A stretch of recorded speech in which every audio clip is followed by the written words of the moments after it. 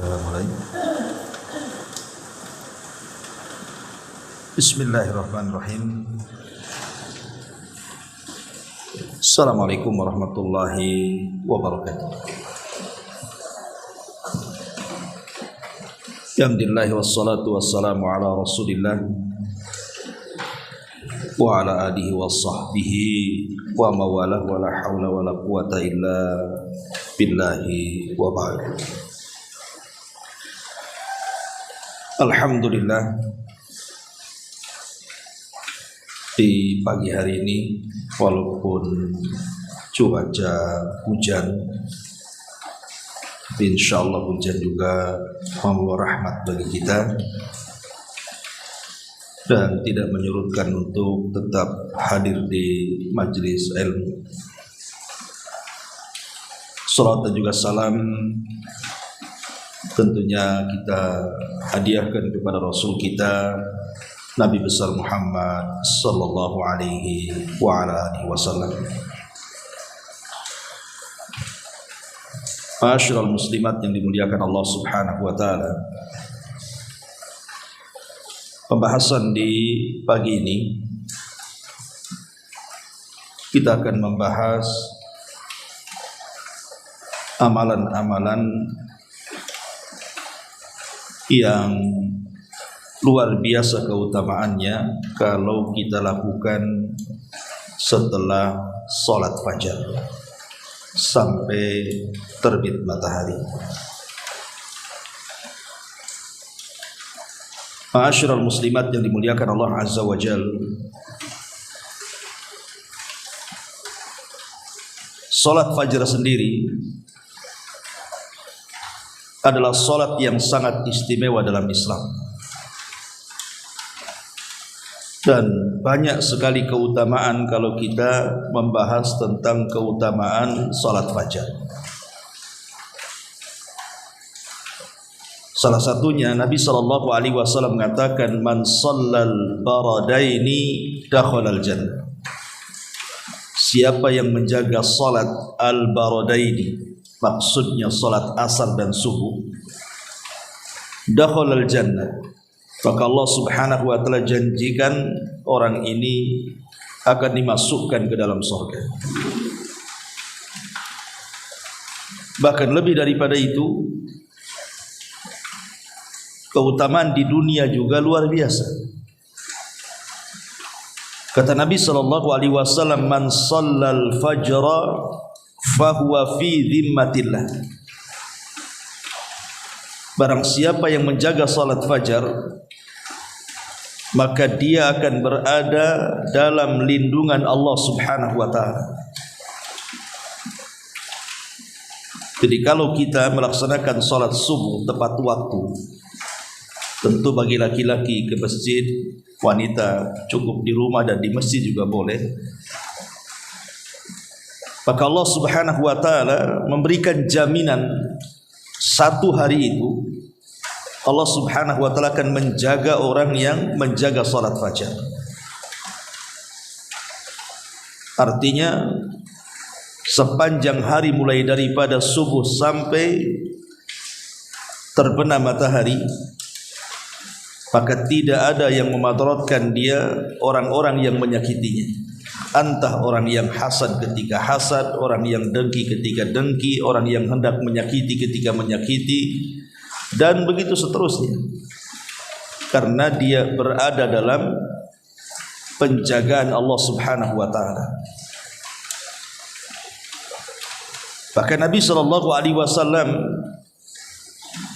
mengatakan, yata'aqabuna fikumul malaikah, malaikatul laili wa malaikatun nahar, wa yajtami'una fi salatil fajri wa salatil asr.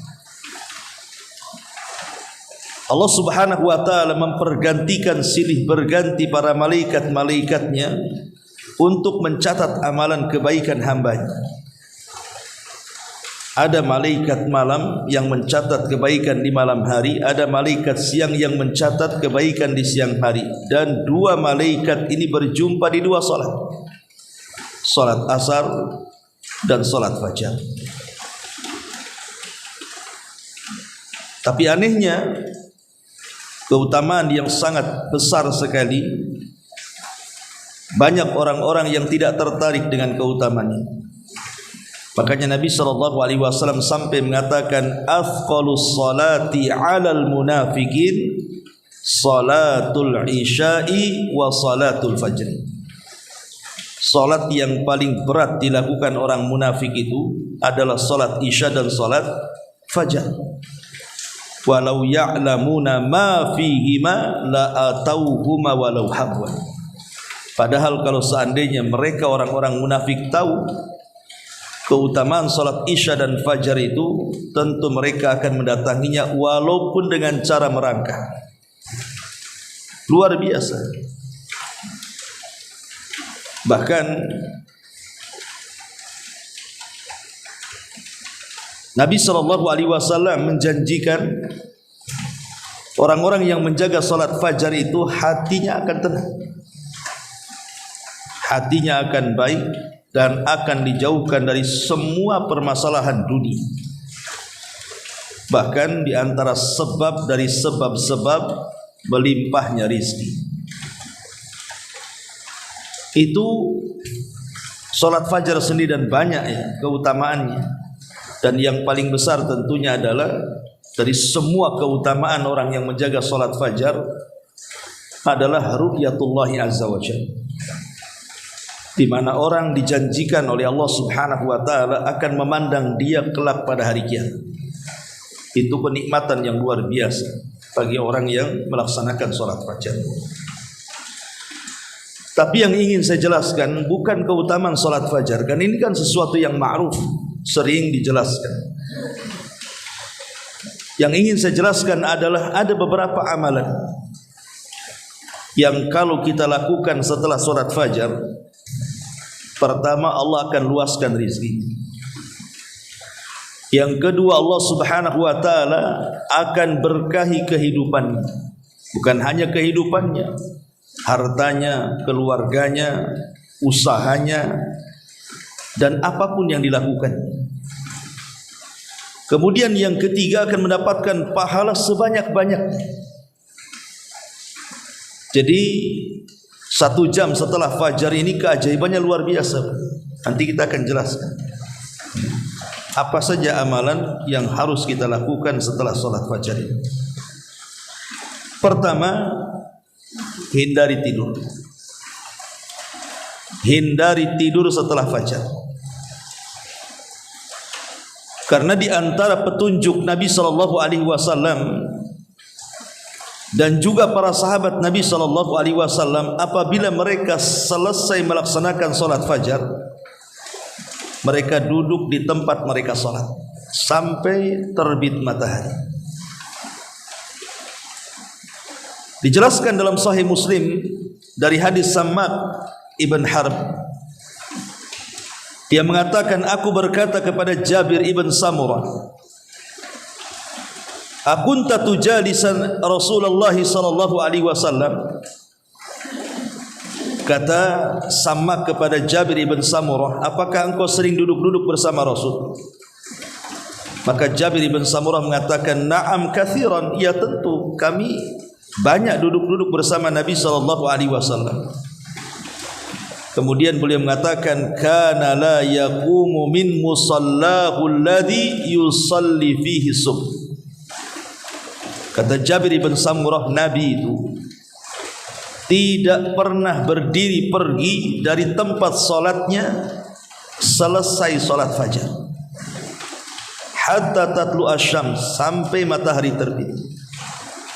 Fa idza tala'atis syamsu qama, apabila telah terbit matahari, barulah kemudian Nabi SAW berdiri. Kemudian selepas itu para sahabat Nabi SAW mereka pun saling berbincang-bincang soal masalah-masalah jahiliyah yang dulu pernah mereka lakukan. Terkadang sebagian mereka tertawa dan tersenyum. Artinya bahwa tidak tidur setelah salat fajar dan tidak beranjak dari tempat salatnya itu kebiasaan Nabi. Itu kebiasaan para sahabat Nabi SAW. Bahkan Nabi SAW secara khusus mendoakan waktu ini. Apa kata Nabi SAW? Allahumma barik li ummati fi bukuriha. Ya Allah, berkahi umatku di waktu paginya. Bayangkan sampai ada doa khusus. Rasul memberkahi di waktu pagi.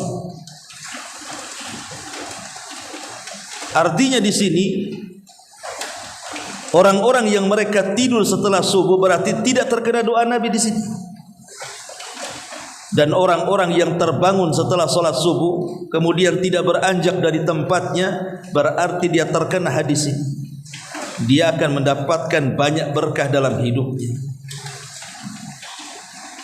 Makanya wajar kalau Nabi SAW sering saya jelaskan, kalau mengutus pasukan perang tidak pernah mengutus kecuali setelah fajar, karena di situ adalah waktu berkah, waktu yang sangat berkah sekali. Adapun hukum tidur setelah fajar itu sendiri menjadi khilaf ulama. Ada yang mengatakan makruh, ada yang mengatakan ya tidak ada masalah, tapi afdolnya tidak tidur. Tetapi kata Imam Ibnul Qayyim rahimahullahu ta'ala dalam kitabnya Zadul Ma'ad, dia mengatakan naumus subhi yamna'ur rizqa li'anna dhalika waqta tutlabu fihi al-khaliqatu arzakiha wa huwa waqtu qismatil arzak. Tidur setelah subuh, kata Imam Ibnul Qayyim rahimahullahu ta'ala, itu bisa mencegah rizki. Karena di waktu itu Allah subhanahu wa ta'ala sedang membagi-bagikan rizkinya kepada hambanya. Dan senada dengan yang dikatakan Al-Hafidh Ibnu Hajar rahimahullahu ta'ala dalam kitabnya Fathul Bari, wa qad warada anna rizqa yuqassamu ba'da salati subhi wa annal a'mal turfa akhirun nahari. Dan telah datang riwayat bahwa rizki itu Allah bagi setelah sholat subuh, dan amal itu akan diangkat di akhir siang, waktunya di waktu asar. Maka kalau kita melihatnya, jangan cerita ajaran Islam. Saya pernah mengajar di Singapura. Saya lihat orang-orang sana ya, itu pagi-pagi buta itu sudah bangun. Kemudian mereka pun sudah pada keluar, dan jalan mereka lebih cepat daripada jalan kita. Kalau kita jalan santai-santai dulu sibuk sekali. Untuk apa coba? Untuk mengejar rezeki. Dan itu mereka bukan hanya orang Islam, orang-orang kafir. Dan Allah subhanahu wa ta'ala berikan rizki pada mereka. Kalau orang-orang kafir saja Allah berikan rizki di waktu pagi mereka, harusnya yang harus dilakukan perkara ini kita orang Islam harusnya, bukan mereka. Karena memang ini ajaran Islam masalahnya. Berpagi-pagi mengejar rizki itu ajaran Islam. Karena Nabi SAW yang bersabda dan mendoakan khusus umatnya, Allahumma barik li ummati fi bukuriha. Ya Allah, berkahi umatku di waktu paginya. Maka amalan yang pertama, jangan tidur setelah fajar. Apalagi ada hadis yang disebutkan oleh Imam Ibnu Hibban dalam sahihnya. Nabi SAW satu hari lewat, kemudian dilihatnya Fatimah sedang berbaring. Maka Nabi SAW mengatakan kepada Fatimah, ya Fatimah, qumi washhadi rizqa rabbik. Wahai Fatimah, jangan malas, bangun, kejar rizki Rabb.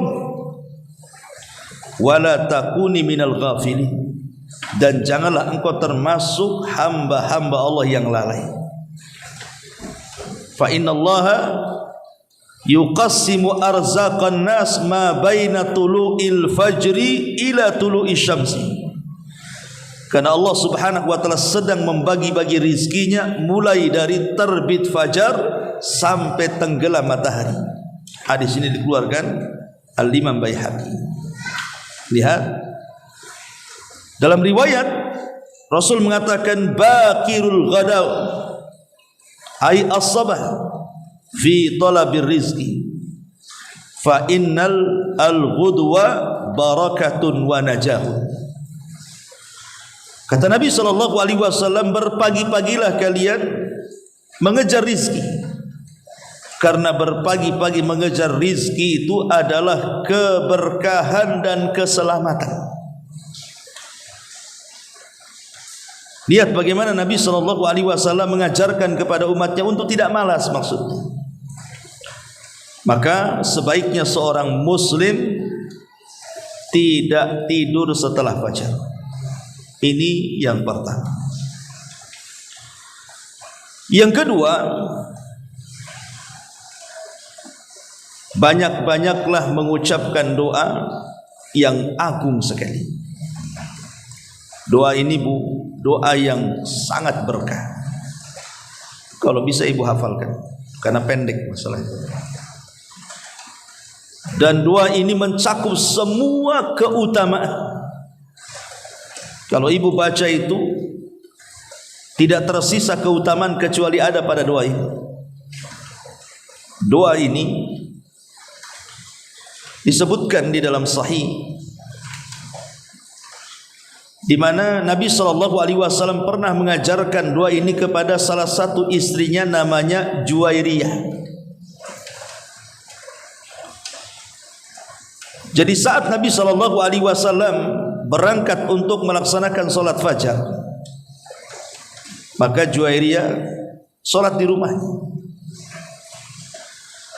Kemudian kebiasaan Rasul tidak pulang setelah solat fajar sampai waktu duha, sampai terbit matahari dan meninggi.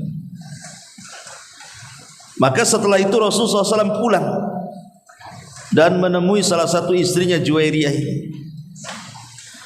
Kemudian kata Nabi SAW, ya Juwairiyah, engkau tidak beranjak dari tempat solatmu?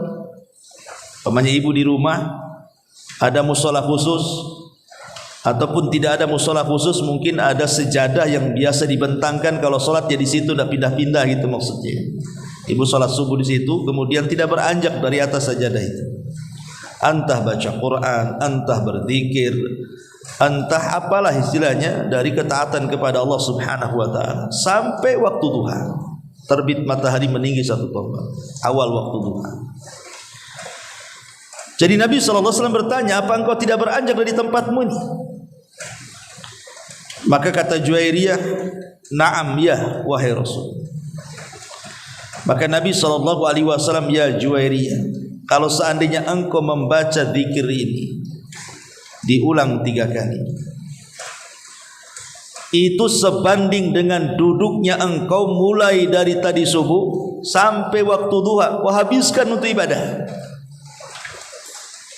Jadi cukup membaca 3 doa ini, 3 zikir ini, itu sama dengan engkau duduk dari subuh tadi sampai waktu duha, kau habiskan untuk berzikir dan beribadah kepada Allah Azza wa Jalla. Kemudian kata Juwairiyah, tentu wahai Rasul, ajarkan zikir ini. Maka Nabi SAW mengatakan, lau zinta bima qulti mundul yaumi lawazanat hunna. Kalau engkau membaca zikir ini, maka sebanding dengan apapun yang kau baca sejak subuh sampai duha tadi. Kau baca apa tadi? Umpamanya subhanallah 100 kali, takbir 100 kali, tahlil 100 kali, tapi cukup membaca 3 kali zikir ini sama dengan kau yang lakukan tadi. Kata Nabi SAW, kuli katakan ya Juwairiyah, subhanallah wa bihamdi adada khalqi wa ridha nafsi wa zinata arsy wa midada kalimati. Pendek. Ada 3 riwayat. Bisa riwayatnya seperti ini, subhanallah wa bihamdihi adada khalqihi wa ridha nafsihi wa zinata arsyihi wa midada kalimatihi. Atau riwayat yang kedua, subhanallah adada khalqi, subhanallah wa ridha nafsi, subhanallah wa zinata arsyi, subhanallah wa midada kalimati. Atau riwayat yang ketiga, subhanallah wa bihamdih adada khalqi, subhanallah wa bihamdih wa ridha nafsi, subhanallah wa bihamdih zinata arsyi, subhanallah wa bihamdih wa midada kalimati. Jadi bisa ibu membaca dengan 3 lafaz. Saya ulang, bisa ibu baca subhanallah wa bihamdihi adada khalqi wa ridha nafsi wa zinata arsyi wa midada kalimati. Ini satu lafaz. Atau lafaz yang kedua, subhanallah adada khalqi, subhanallah wa ridha nafsi, subhanallah wa zinata arsyi, subhanallah wa midada kalimati. Atau yang ketiga, subhanallah wa bihamdihi adada khalqi, subhanallah wa bihamdihi wa ridha nafsi, subhanallah wa bihamdihi wa zinata arsyi, subhanallah wa bihamdihi wa midada kalimati. Terserah mau ambil lafaz yang mana. Tapi lihat bagaimana isi kandungannya ini. Isi maknanya luar biasa. Subhanallah wa bihamdihi adada khalqi. Maha suci Allah, aku memujinya. Adada khalqi, sebanyak makhluk yang Allah ciptakan. Siapa yang tahu berapa jumlah makhluk Allah? Enggak ada yang tahu. Yang tampak saja kita tidak tahu jumlahnya. Satu makhluk saja kita tidak tahu jumlahnya. Semut tahu jumlahnya? Tidak ada yang tahu. Apalagi semua hewan yang ada di daratan, yang ada di lautan. Apalagi bebatuannya, kerikilnya, berapa jumlahnya, siapa yang tahu? Belum lagi manusianya, belum lagi jinnya, belum lagi malaikatnya. Maha suci Allah, aku memujinya sebanyak makhluk yang diciptakan. Maha suci Allah, aku memujinya wa ridha nafsi, sejauh keredoannya. Ibu datang ke sini ke pengajian, atau mungkin ibu tadi sholat subuh, yang sholat subuh, atau mungkin yang membaca Quran, yang berzikir. Apa coba tujuannya? Tujuannya satu, supaya mendapatkan redhonya Allah. Dan kalau Allah sudah redho dengan kita, Bu, itu semua akan dilapangkan hidup kita. Kalau Allah sudah redho dengan kita, kita akan dilapangkan hidup. Makanya di sini Maha suci Allah, aku memujinya sejauh keredhoannya, kerelaannya. Maha suci Allah, aku memujinya seberat timbangan arasy-Nya. Siapa yang bisa menimbang arasy? Makhluk yang sangat besar, bahkan makhluk terbesar. Tidak ada makhluk yang lebih besar melebihi arsyur Rahman, arasy-Nya Allah. Karena kalau seandainya kita bandingkan seluruh langit dan bumi serta kursinya, kemudian dibandingkan dengan arasy-Nya, sama dengan melempar cincin di padang pasir.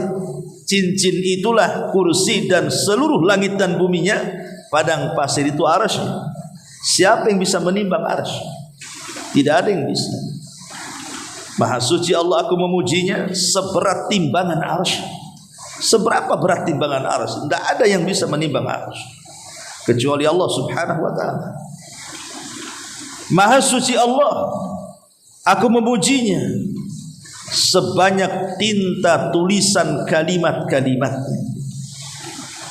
Bahkan Al-Quran mengatakan, kalau seluruh pohon yang ada di bumi ini, Bu, ibu jadikan pena. Berapa banyak tuh? Semua pohon yang ada di bumi ini, ibu jadikan pena. Kemudian tintanya 7 lautan untuk menulis kalimat-kalimat Allah ma nafidat kalimatu, tidak akan selesai kalimat-kalimat itu ditulis. Walaupun 7 lautan menjadi tintanya, seluruh pohon menjadi penanya untuk menulis, itu lautan sudah habis, sudah tidak bertinta lagi, kalimat-kalimat Allah tidak bisa kita tulis lagi. Masih banyak lagi kalimat-kalimat. Lihat bagaimana kandungan zikir ini, Bu, ini luar biasa. Makanya ulama sangat menganjurkan, sebenarnya bukan hanya dibaca selepas subuh saja, dibaca kapan saja. Tetapi kalau seandainya dibaca setelah subuh itu lebih baik lagi, karena memang Rasul mengajarkan zikir ini kepada Juwairiyah setelah sholat subuh, ya. Dan ini juga kalau seandainya mungkin satu waktu ibu tidak bisa duduk dari mulai subuh sampai duha karena mungkin lelah letih, malamnya capek gitu ya, atau kemarin ibu kerja kurang istirahat, maka ibu bisa baca zikir ini kan 3 kali. Itu sudah cukup, sama dengan ibu duduk dari subuh sampai terbit matahari kan. Ya, tapi tentu orang yang duduk dari subuh sampai terbit matahari dengan berbagai macam ibadah yang dilakukan plus dengan zikir ini jauh lebih baik maksudnya. Tapi kan waktu-waktu tertentu kadang-kadang kita malas, ya, karena lelah letih, akhirnya kita pengen tidur, pengen istirahat. Minimalnya baca zikir ini, itu maksudnya, karena ini sudah bisa mencukupkan semuanya tadi. Kalau seandainya ibu berzikir nih, baca subhanallah 100 kali, takbir 100 kali, tahlil 100 kali, semua dibuat 100 kali atau lebih daripada 100 kali, dengan membaca zikir ini sudah mewakili semuanya. Luar biasa, ya. Dan zikir ini mudah dihafal. Subhanallah wa bihamdihi adada khalqi wa ridha nafsi wa zinata arsy wa midada kalimati. Kan pendek kan ya, masa enggak hafal? Kalau uang aja hafal, zikir masa tak hafal, ya. Jadi ini yang kedua, jangan tinggalkan zikir ini. Tentu ini selain zikir daripada pagi dan petang kan, ya. Karena zikir ini ibu akan meraup pahala sebanyak-banyaknya. Bayangkan, sebanyak makhluk yang diciptakan, sebanyak keridhaannya, seberat arasnya, sebanyak kalimat-kalimat yang dituliskan. Berapa tuh pahala yang akan didapat coba?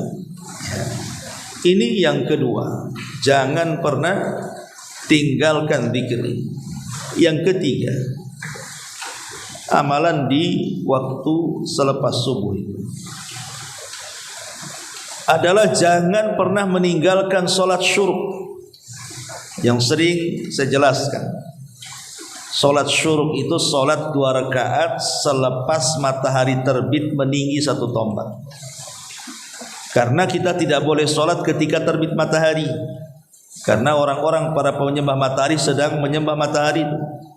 Kita jangan sampai dengan mereka, jangan sampai sama dengan mereka, maka biarkanlah meninggi dulu sedikit, baru kemudian kita sholat 2 rakaat. Kata Nabi SAW, barang siapa yang sholat subuh dia tidak beranjak dari tempatnya, dia habiskan dengan ibadah, zikir, baca Quran atau apalah ibadahnya.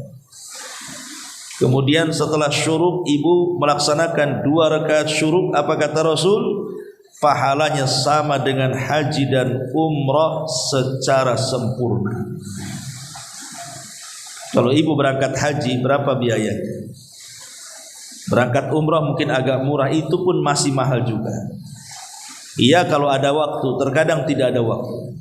Iya kalau sehat, terkadang tidak sehat.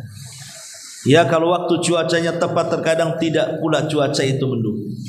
Banyak terkadang terhalang orang untuk haji dan umrah itu, entah dari biaya atau kesehatan. Tapi cukup melaksanakan sholat syuruk, mulai dari subuh kita melaksanakan subuh, kemudian tidak beranjak kita gunakan untuk ibadah. Kemudian setelah matahari terbit meninggi 1 tombak, kita lakukan 2 rakaat syuruk. Kata Rasul, pahalanya ka ajri hajjati wal umrati taman, seperti melakukan ibadah haji dan umrah secara sempurna. Rasul sebut 3 kali dalam riwayat. Ya. Ini amalan yang ketiga, lakukan selepas subuh. Kemudian amalan yang keempat, bersedekah. Karena setiap pagi dan juga Allah Subhanahu wa taala akan utus 2 malaikat setiap pagi. Allah akan utus 2 malaikat. Dan 2 malaikat ini dua-duanya berdoa. Apa doanya? Ya Allah, berikan balasan kepada orang-orang yang bersedekah dengan berlipat ganda. Kemudian malaikat yang satu, ya Allah, tahan rizkinya bagi orang yang bakhil dan tidak mau sedekah. Lihat bagaimana para malaikat setiap pagi mendoakan kepada orang-orang yang bersedekah. Maka biasakan bersedekah. Makanya sering saya nasihatkan, kalau bisa ibu itu punya celengan lah di rumah. Bisa lah pakai kaleng, pakai apa gitu kan. Di situ ditulisi infak masjid, infak anak yatim, infak du'afa wal masakin umpamanya kan. Tulis entah ada 2 atau 1 atau 3 celengan. Dan mestikan ibu kalau belanja kan adalah uang-uang receh kan itu ya. Kadang-kadang daripada uang receh itu terbuang-buang, dimainin anak-anak dan begitu seterusnya kan. Kan itu kita bisa berinfak. Infak kan tidak harus banyak. Ya, mungkin ada uang receh cuma 1.000 perak atau 500 perak kan. Tapi ibu infakkan setelah sholat fajar, maka ibu kena doa malaikat. Masukkan, nanti kalau sudah banyak baru kita hantarkan. Tapi kita masukkannya itu setelah sholat fajar itu. Maka malaikat ketika itu berdoa. Kalau seandainya kemudian ketika ibu masukkan tuh entah uang 1.000 perak atau 2.000 perak setelah sholat fajar bertepatan dengan doanya malaikat, berapa rizki yang ibu akan dapat coba? Karena lipatan orang infak itu 700 kali lipat dari yang kita infakkan. Itu kalau 1 kali infak. Kalau setiap hari infak, walaupun tidak banyak kan, pasti Allah Subhanahu wa taala akan berikan rizki dari arah yang tidak disangka-sangka. Ini amalan yang keempat. Amalan yang kelima, perbanyak istighfar. Kalau ingin diluaskan rizkinya, maka baca istighfar setelah subuh. Perbanyak baca istighfar. Astagfirullah, astagfirullah, astagfirullah. Karena istighfar sendiri di dalam Al-Quranul Karim adalah satu di antara sekian kunci pembuka rizki. Nabi Allah Subhanahu wa taala berfirman ketika mengkisahkan Nabi Nuh alaihi salatu wassalam. Apa kata Nuh kepada kaumnya? Faqultu astaghfiru rabbakum innahu kana ghafar. Yursilis samaa 'alaikum midrara wa yumdidkum bi amwalin wa banin wa yaj'al lakum jannatin wa yaj'al lakum anhar.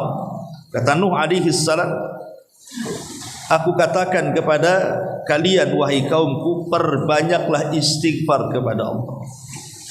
Karena Allah itu zat yang maha pengampun kepada kalian. Maka siapa yang banyak-banyak istighfar, kata Nuh kepada kaumnya, yursilis sama alaikum midrar, Allah akan hujani kalian. Dengan hujan itu berkahlah kalian. Wa yaj'al lakum yursilis sama alaikum midrara wa yumdidkum bi amwalin wa banin. Allah akan perluas harta kalian dan Allah akan perbanyak keturunan kalian. Wa yaj'al lakum jannatin wa yaj'al lakum anhara, dan Allah akan suburkan tanaman-tanaman kalian dan Allah akan aliri sungai-sungai kalian. Lihat faedah istighfar. Bahkan dalam sebuah hadis khusus Rasul mengatakan, man lazimal istighfar ja'alallahu min kulli dhikin faraja. min kulli dhikin makhraja wa min kulli hammin faraja wa razaqahu Allahu min haitsu la yahtasib. Kata Rasul, barang siapa yang melazimkan istighfar, maka Allah akan keluarkan dari kesempitan kepada kelapangan, dari kebingungan kepada kebahagiaan, dan Allah berikan rizki dari arah yang tidak disangka-sangka. Maka kalau ingin diluaskan rizkinya, diberkahi rizkinya, perbanyak istighfar. Ini sudah amalan kelima ya. Amalan keenam, baca Quran. Karena baca Quran sendiri selain daripada menghilangkan setan dalam rumah, dan kalau setan keluar dari rumah, maka rumah kita akan tenang. Yang membuat rumah kita tidak tenang itu karena ada setannya di situ. Yang membuat rumah kita tidak ada berkahnya karena ada setannya di situ. Makanya sering saya nasihatkan, Bu, ada 2 amalan supaya rumah kita berkah. Jangan pernah ditinggalkan. Pertama, masuk rumah baca basmalah. Yang kedua, masuk rumah jangan lupakan salam. Kata Syekh Abdul Razak Al-Badr hafizahullah ta'ala, kalau tidak meninggalkan 2 perkara ini, Bu, maka ibu akan mendapatkan berkah yang banyak dalam rumah. Apa sulitnya coba? Pulang dari pengajian, masuk rumah, buka pintu, bismillah. Cuma ngomong bismillah gitu doang. Kemudian ketemu keluarga, assalamualaikum. Walaupun tidak ada keluarga tetap salam, karena malaikat yang menjawabnya. Bahkan dalam hadis Nabi menganjurkan kepada Anas bin Malik kan, hai Anas, kalau engkau pulang kepada keluargamu, fasallim, ucapkan salam. Yakunu barakatan alaika wa barakatan fi ahli, akan menjadi berkah untukmu dan berkah kepada keluargamu. Salam. Dan baca bismillah juga sama, karena kita tawasul dengan nama Allah. Bahkan Rasul mengatakan, apabila seseorang masuk ke dalam rumahnya dan dia tidak membaca basmalah, maka di malam hari syaitan akan berkata kepada pasukannya, kemarilah kalian, di rumah ini ada tempat menginap untuk kalian. Dan kalau dia ketika makan tidak baca basmalah, maka syaitan akan bicara lagi, bukan hanya tempat penginapan, kalian juga akan dapat makan malam. Bayangkan kalau ibu tidak baca basmalah ketika masuk rumah, tidak baca basmalah ketika makan dan minum, berapa setan tuh isinya tuh di rumah kita. Makanya nggak akan berkah-berkah rumahnya kan. Makanya penting baca Quran, karena ada hadis yang mengatakan dari Anas bin Malik radhiyallahu an, innal baita alladhi yuqra'u fihi al-Quran yaksuru khairuhu wal baitul ladzi la yuqra'u fihi al-Qur'an yakillu khairu. Kata Nabi SAW, rumah yang dibacakan Al-Quran maka kebaikannya akan diperbanyak, dan rumah yang jarang baca Quran akan disedikitkan kebaikannya. Walaupun hadis ini diperselisihkan tentang sahih dan dhaifnya, tapi syawahidnya banyak. Artinya hadis-hadis yang menjelaskan tentang keutamaan baca Quran itu banyak sekali yang semakna dengan hadis ini. Artinya kalau ibu memperbanyak baca Quran dalam rumah, apalagi selepas sholat subuh, maka ibu sedang memasukkan banyak kebaikan ke dalam rumah. Tapi kalau kita meninggalkan Al-Quran, berarti menyedikitkan kebaikan dalam rumah, artinya berkahnya dicabut. Maka ini yang keenam ya, banyak-banyak baca Quran setelah subuh. Kemudian yang nomor 7, mengingat kematian. Ingat mati. Apa kaitan ingat mati dengan diluaskan rizki itu? Karena kalau orang mengingat kematian, yang besar menjadi kecil, yang kecil menjadi besar.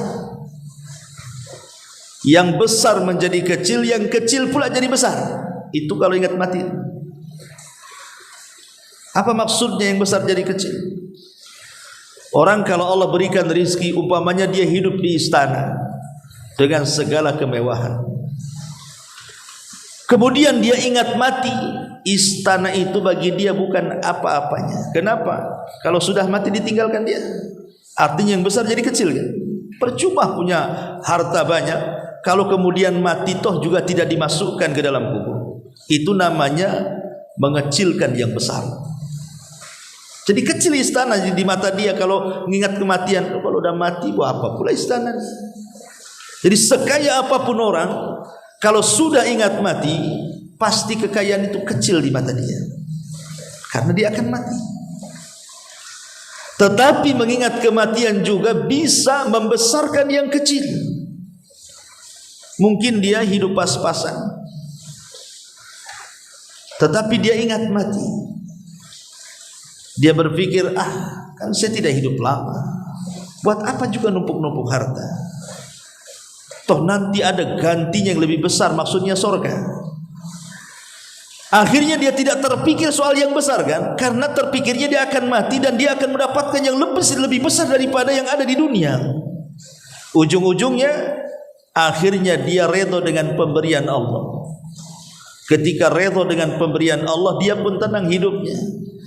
Makanya Nabi SAW mengatakan, man asbaha aminan fi syirbihi mu'afan fi jasadihi walahu qutu yaumihi faka'annama hizat lahu dunya, kata Rasul. Barang siapa yang bangun di pagi harinya, dia merasa aman, dia dan keluarganya, tidak ada yang sakit, anak-anaknya tidak ada yang nakal, aman, tidak ada masalah, tetangga tidak ada yang ganggu, aman. Mu'afan fi jasadihi, Allah sehatkan badan dia, tidak ada penyakit. Walahu qutu yaumihi, dan adalah yang dimakan untuk hari itu. Faka'annamat hizat lahu dunya, seolah-olah dia sudah menggenggam dunia bihadzafiriha, dengan genggaman tangannya. Karena orang hidup di dunia ini kan cuma ini saja yang ibu rasakan. Kalau ibu dapat 3 perkara ini pasti tenang. Pertama, ibu aman, tidak disakiti suami, tidak disakiti anak-anak, tidak disakiti tetangga. Plong hidupnya kan, tenang hidupnya. Itu yang ibu cari kan. Kemudian yang kedua, sehat badannya. Orang kalau sakit buat apa kaya? Sakit dia. Makan pun pilih-pilih, akhirnya nikmat Allah terkurangi gara-gara sakit. Tapi kalau badan apalagi sudah faktor U ya, sudah di atas 50, 60 tuh, itu kalau bangun sehat itu seneng kan? Sebab kalau sudah faktor U itu bangun sudah sakit pinggang sana pinggang sini, itu dah gak kerasan kita hidup tuh.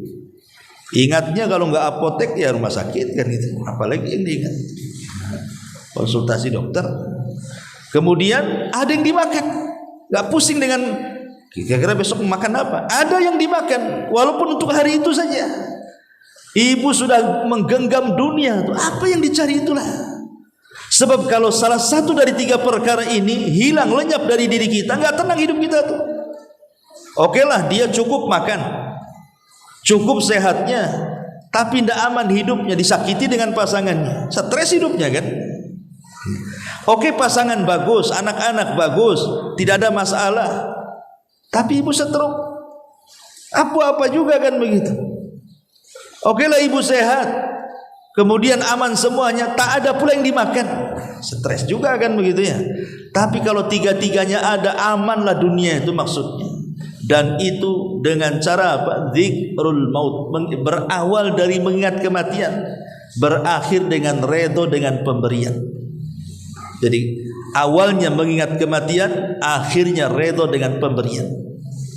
Maka mengingat mati itu juga salah satunya adalah meluaskan rizki. Maksudnya rizki hati ya, karena sekaya-kayanya manusia adalah yang kaya hatinya. Kata Nabi SAW, sekaya-kaya manusia itu yang kaya hatinya, bukan yang kaya harta bendanya.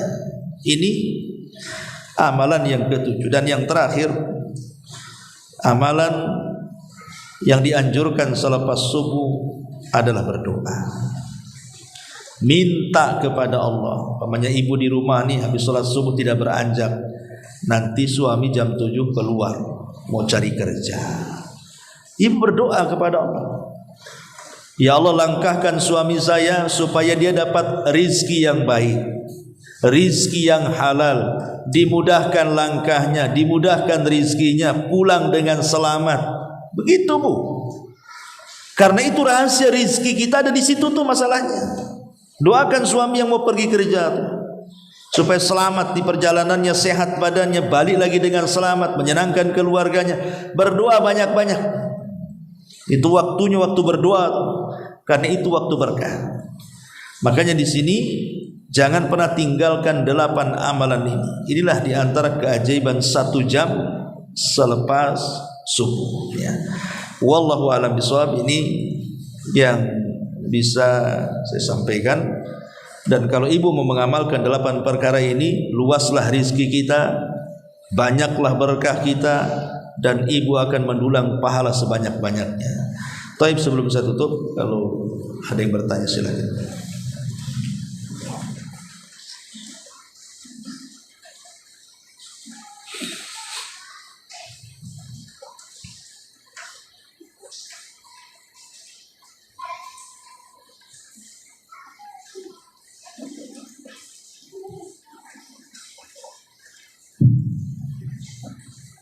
Assalamualaikum Ustaz. Waalaikumsalam. Alhamdulillah saya sudah mengamalkan amalan setelah subuh pada dalam biasa. Karena kalau bertanya yang nomor 3 tadi Ustaz, jangan pernah tinggalkan sholat subuh. Itu kan kadang kita tidak nampak ya Ustaz karena cuaca mendung atau hujan. Jadi untuk kita bisa memastikan pada diri kita, itu kira-kira jarak antara subuh itu ke subuh itu berapa menit Ustaz? Ya, alhamdulillah, itulah pentingnya kita memperhatikan waktu. Karena bukan terkait sholat syuruk saja, semua sholat. Cuaca ini kadang-kadang membingungkan. Contoh duha.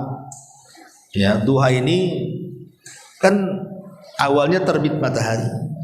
Dengan mengetahui terbit matahari meninggi itu sudah awal waktu duha. Lah kalau cuaca kemudian mendung, nggak terbit matahari, apa nggak ada sholat duha di situ? Karena patokannya dengan terbit matahari, ya tidak, tetap ada duha di situ walaupun tidak nampak duhanya. Ya. Karena bukan patokannya matahari, tapi patokannya waktu. Makanya di sini juga pentingnya kita memperhatikan jam, dan itu sebagai bantuan. Jam itu hanya untuk bantuan kita saja. Ya ibu kira-kira lah, umpamanya kebiasaan nih kalau bulan-bulan sekarang ini, oh syuruk itu jam 6 lebih, entah 5 menit, 10 menit kan gitu. Dan alhamdulillah pemerintah kita sudah membuat jadwal kok. Ya, hampir tiap-tiap daerah itu alhamdulillah ada jadwal syuruknya. Kita bisa lihat jadwal syuruk dari pemerintah. Dan alhamdulillah pemerintah kita sampai mengatur tentang jadwal syuruk ini, kan memudahkan kita sebenarnya. Wallahu a'lam. Terus yang nomor 2 Ustaz. Iya. Jangan pernah tinggalkan zikir. Ini alhamdulillah kan kita punya kebiasaan zikir pagi dan petang. Kadang lupa Ustaz, kondisi badan yang kita sakit atau ada hal membuat kita kantuknya itu sangat banget Ustaz. Terus ketika kita terbangun kadang waktu itu sudah jam 9 gitu Ustaz. Karena tadi banyak hal yang membuat kita terhalang untuk bisa melakukan amalan-amalan yang biasa kita lakukan subuh. Itu apakah kita terhitung kita sudah mengerjakan zikir karena tertidur, atau kita tetap membaca zikir itu kembali? Tidak, kalau zikir pagi petang kan ada waktunya. Seperti zikir pagi kan dari sebelum subuh atau setelah subuh sampai terbit matahari. Tapi kalau kita sudah ada niat dan membiasakan ibadah itu, kemudian satu hari ibu sakit sehingga tidak bisa melaksanakannya, tetap terhitung kalau bagi yang biasa melakukannya, walaupun tidak dilakukan. Atau ibu safar, walaupun tidak melakukannya, tetapi karena biasa dilakukan, maka akan dapat pahala itu. Atau kalau ingin mewakili itu semuanya, ya tadi zikir yang diajarkan Nabi kepada Juwairiyah itu. Nah, itu aja baca. Subhanallah wa bihamdihi adada khalqi wa ridha nafsi wa zinata arsy wa midada kalimati. Itu sudah mewakili semuanya. Ya tapi kalau mau dibaca zikir ini dan yang lainnya tentu lebih baik. Tapi kalau dalam kondisi-kondisi mungkin malas atau apa gitu kan, baca ini saja sebagai gantinya kalau kita tidak bisa melaksanakan. Seperti Rasulullah mengatakan dalam hadis yang lain soal keutamaan sholat duha.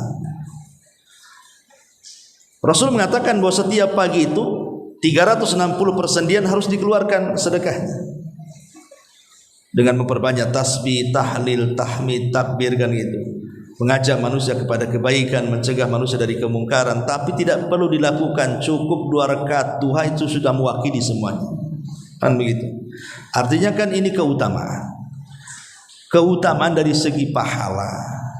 Sama dengan kita duduk dari sholat subuh sampai syuruk, kemudian kita melaksanakan syuruk dapat pahala haji, itu kan keutamaan. Ya orang yang haji ke sana lebih afdal. Ya, tapi kan kita bicara keutamaan di sini. Bahwa orang yang membaca zikir tadi itu keutamaannya sama dengan ibu melakukan dari subuh sampai waktu syuruk tadi, cukup dengan membaca 3 kali tadi. Subhanallah tadi, wa bihamdihi adada khalqi tadi. Ya kalau memang qadarullah umpamanya ketiduran atau kecapean, ya baca ini sajalah. Itu sudah mewakili, wallahu a'lam. Wa iyyakum.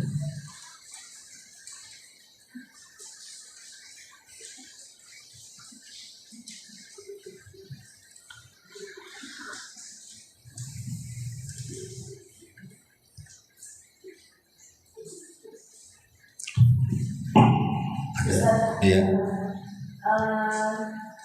Kita kan dilarang meminta-minta, Ustaz ya. Gimana? Dilarang apa? Meminta-minta ya. Kalau seandainya meminta tolong, apakah itu termasuk kategori meminta-minta, Ustaz? Ya, alhamdulillah. Maksud meminta-minta dalam hadis itu artinya dijadikan pekerjaan. Pekerjaannya itu meminta-minta, itu maksudnya. Tapi kalau dalam kondisi ada hajat dan keperluan, sekali ya bukan meminta-minta artinya. Maksudnya meminta-minta di sini dijadikan pekerjaan dia. Dia malas intinya sebenarnya. Malas akhirnya jadi meminta-minta. Makanya kemudian Islam itu hanya membatasi bolehnya meminta-minta itu kepada 3 orang saja. Pertama orang miskin dan disaksikan kemiskinannya oleh orang-orang, dia orang miskin kan itu ya. Yang kedua, orang yang sedang safar kemudian hilang hartanya, hilang dompetnya, sehingga walaupun dia kaya di kampungnya, kalau ketika safar hilang dompetnya pusing juga kan gitu. Mau apa yang dimakan? Makanya dicopet, dirampok gitu. Terpaksalah dia akhirnya meminta-minta untuk ongkos pulang atau nanti dibayar gitu ya. Tuh minta makan, atau karena nolong orang dia bankrupt. Ya, seperti zaman dulu itu kalau ada orang membunuh, itu kan bayar diat 100 ekor unta kalau tidak diqisaskan. Terkadang orang kerabat-kerabatnya karena ingin nolong saudaranya, dia bayar itu diatnya sampai dia bangkrut gara-gara bayar diat saudaranya kan. Akhirnya dia miskin. Nah, ketika dia miskin gara-gara menolong orang, boleh meminta-minta sekedar hajat kebutuhan sampai dia mencari kekayaan lagi dan kaya lagi. Hanya itu saja. Selebih itu tidak boleh minta-minta. Tapi kalau yang dimaksud meminta tolonglah minjam uang atau minta ibu mau ada hajatan, minta tolong supaya masa dirui, nggak masuk di situ kan bukan dimasukkan dalam sebuah pekerjaan. Sahabat juga banyak yang datang kepada Rasul minta. Datang banyak sahabat kalau mereka nggak ada sesuatu datang kepada Rasul meminta. Tetapi ketika kemudian ada beberapa sahabat tuh yang keasikan meminta gitu ya, maka Rasul menasihati dan mengatakan memang dunia ini hijau, dunia ini manis kata Rasul. Kemudian di ujung hadis Rasul mengatakan yadul ulya khairun min yadis sufla. Tangan di atas lebih baik daripada tangan di bawah. Ya, artinya yang keseringan dan dijadikan sebuah pekerjaan, yang ma'ruf sekarang kan dijadikan pekerjaan, bahkan dibuat modus penipuan lagi. Seperti kemarin tuh ada viral tuh saya lihat di Facebook itu. Satu keluarga kalau gitu. Minta donasi di jalan itu kan. Rupanya masjid yang dimaksud dibangun tak ada pula. Satu keluarga pula jadi geng minta di lampu-lampu merah itu. Kan ini terjadi kan, jadi modus jadinya kan. Masjidnya tak ada rupanya untuk kehidupan mereka.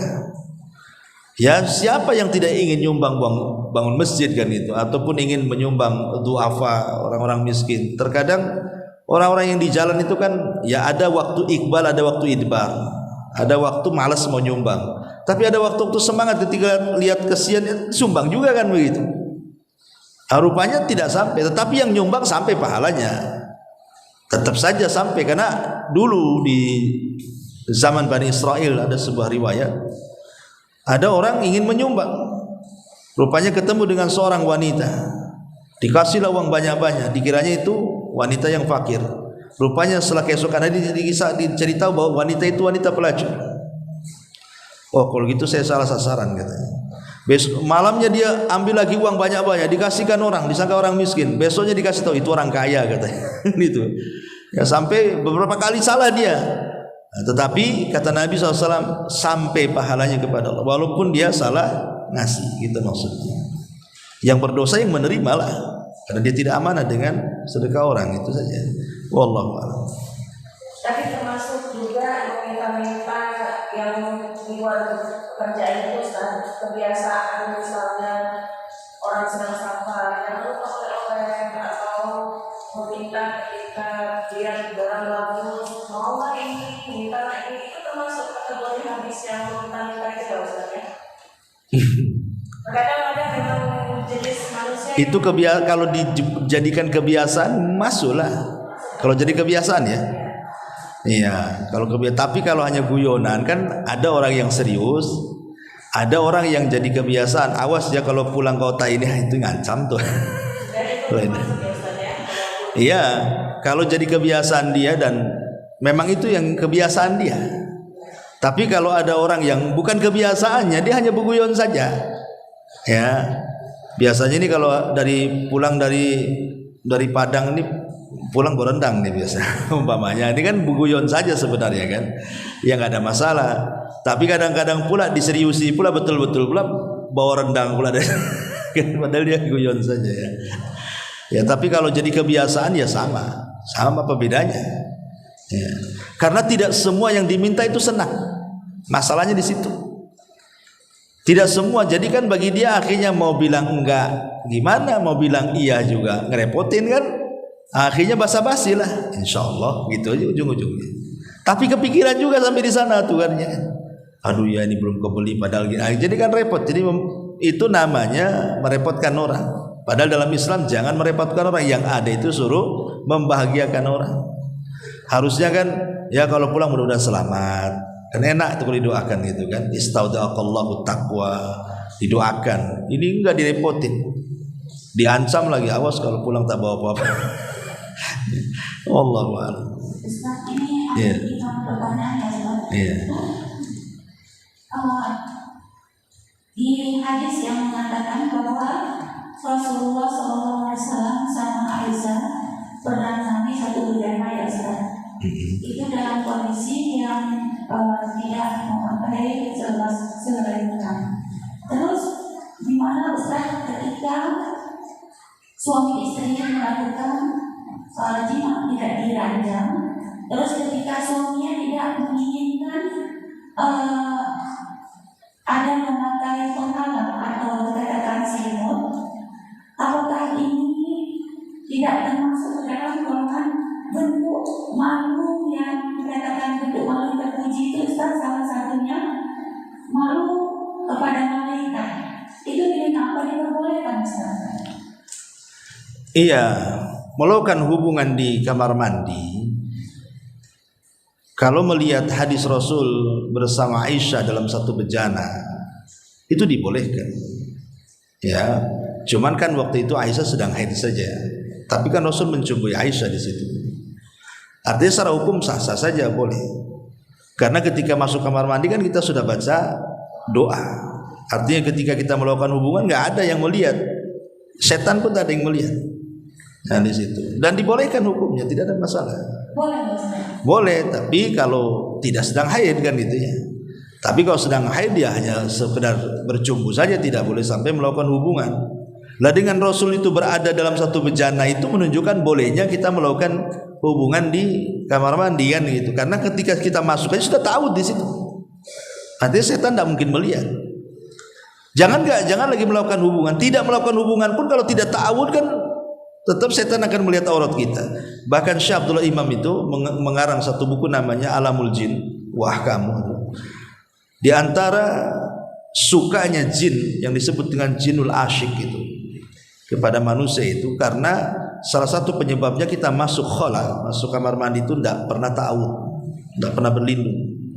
Makanya aurat kita hari-hari ditengok mereka, akhirnya mereka jatuh cinta dengan kita.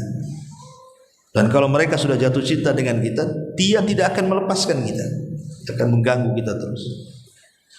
Makanya penting masuk ke ruangan-ruangan yang seperti itu, memperbanyak ta'awud, karena memang itu tempatnya setan kan. Rasul yang mengatakan minal khubthi wal khaba'is, itu tempatnya khubthi dan tempat khaba'is itu. Setan laki-laki dan perempuan di sini. Ya kalau yang masuk perempuan ya digoda yang laki-laki, pemasuk laki-laki ya digoda yang perempuan. Kalau yang LGBT ya mungkin sama juga. Setan LGBT yang ganggu di situ ya.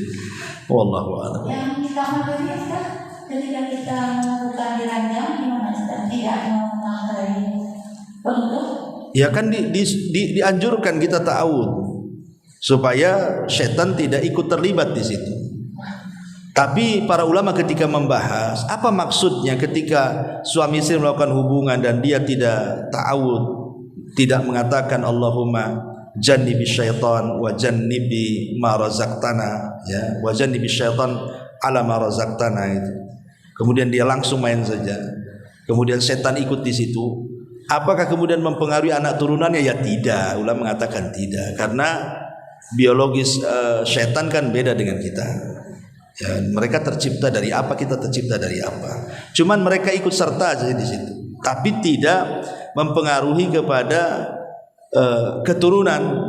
Pamannya gara-gara ketika berhubungan tidak pernah baca basmalah ta'awud, akhirnya anaknya separuh setan separuh manusia. Enggak, ya tetap manusia dia.